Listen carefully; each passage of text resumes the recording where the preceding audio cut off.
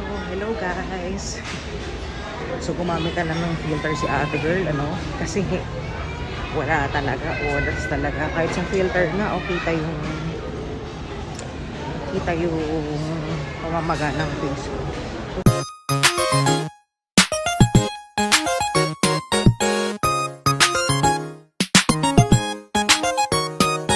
Hello guys! Hello mga kalutang. So now, it is March 31. Actually, dapat yung update ko kahapon.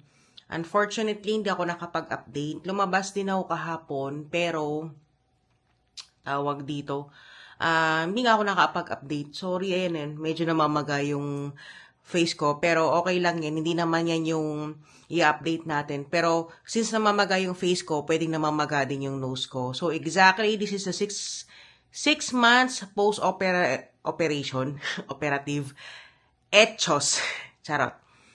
6 months post-surgery of my nose. This is the front aspect, okay? And then this is the left side. And then this is the right side.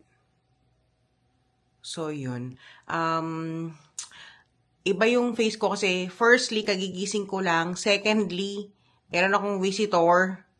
Kaya ganyan yung texture. Hindi naman texture. Wala naman akong texture sa skin eh. Tawag dito, yung itsura ng face ko, yung bata ko namamaga, para kung ano. And feeling ko hinihika din ako today. So, ayan. So, I will try to make another update later on kung hindi na ganito yung face ko, no? Sige. See you by then. Bye! So, hello guys. So, gumamit ka lang ng filter si ate girl, kasi wala talaga, oras talaga. Kahit sa filter nga, kita yung pamamaga ng face ko. So, syempre, mas maganda ng may filter. And hulmang-hulma yung ilong. Kunwari, hindi namamaga. Ayun. Ulitin ko lang. This is the days. 30, 90, it is 180, roughly 180 days or 180 plus days post-surgery. Kasi ang tsaka lang talaga ng update ko kanina. So, nito tayo sa IKEA. Nalakamain lang ng steak. Kasi I'm craving for steak. So, yun, lakad-lakad lang. Ito ang aking sort of exercise.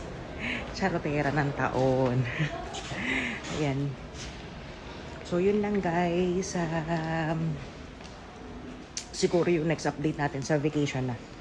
Sa aking first year. Okay, bye guys. Thank you for watching.